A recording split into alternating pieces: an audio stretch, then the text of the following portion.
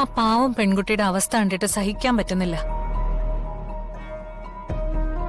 ഓരോ വീട്ടിലും എന്തൊക്കെ പ്രശ്നങ്ങളാണ് നടക്കുന്നത്. നമുക്ക് നമ്മുടെ പ്രശ്നങ്ങൾ വലുതായിട്ട് തോന്നും, മറ്റുള്ളവർക്ക് അവരുടെ.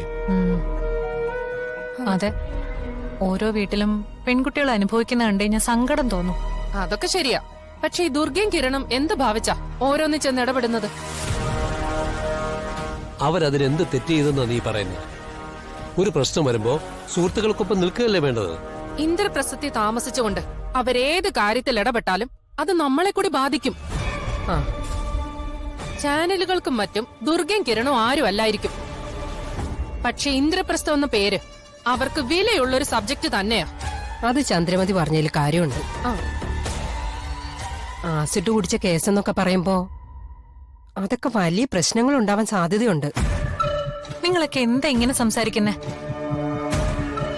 നമ്മുടെ ചുറ്റുവട്ടത്ത് നടന്ന ഒരു സംഭവമല്ലേ ഇത്?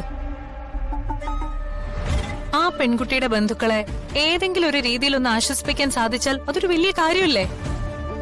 ഓ, നിനക്ക് പിന്നെ ദുർഗയും കിരണും എന്ത് ചെയ്താലും അതിലൊന്നും തെറ്റ് തോന്നില്ലല്ലോ. സത്യം പറഞ്ഞാ നിന്റെ ഈ സപ്പോർട്ട് തന്നെയാ അവരുടെ ധൈര്യം. അതെ. അയ്യോ, ദുർഗയുടെ സ്വഭാവം എന്നെ പോലെ നിങ്ങൾക്ക് ആർക്കും അറിയില്ലല്ലോ.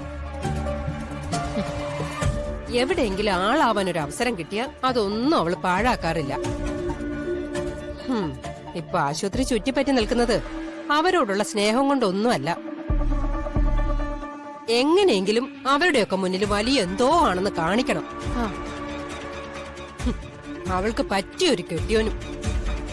ഇതൊന്നും ഇവരാരും അംഗീകരിക്കില്ല വസുമതി. സ്വന്തം വീട്ടുകാരെക്കാൾ പൂർണിമയ്ക്കും മഹിയേട്ടനും വിശ്വാസം അവര് രണ്ടുപേരും തന്നെയാ. ഇതിലിപ്പോ വിശ്വാസത്തിന്റെയും വിശ്വാസക്കേടിന്റെ കാര്യമൊന്നുമില്ല. മനുഷ്യത്വപരമായ ഒരു കാര്യം അത് അവർ ചെയ്തത്. അതിൽ മറ്റെന്തെങ്കിലും ലാഭമുണ്ടെന്ന് ഞാൻ വിശ്വസിക്കുന്നില്ല. ചെറിയച്ഛന്റെ അഭിപ്രായം തന്നെ എനിക്കും. മറ്റൊരാൾക്കൊരു പ്രശ്നം വരുമ്പോ അത് എന്നെ ബാധിക്കുന്ന കാര്യമല്ലല്ലോ എന്ന് കരുതി മാറി നിൽക്കുന്നതാണ് ശരിക്ക് സ്വാർത്ഥത. ആ വീട്ടിൽ സംഭവിച്ചത് നാളെ എന്റെ വീട്ടിലും സംഭവിക്കാന്ന് കരുതി ആ വിഷമത്തിൽ പങ്കു ചേർന്നിട്ട് പറ്റുന്ന സഹായങ്ങൾ നമ്മൾ ചെയ്തു കൊടുക്കണം. അതാണ് ശരി. അതൊക്കെ മനസ്സിലാവണമെങ്കിലേ അല്പമെങ്കിലും മനുഷ്യത്വം വേണം ഉള്ളില്.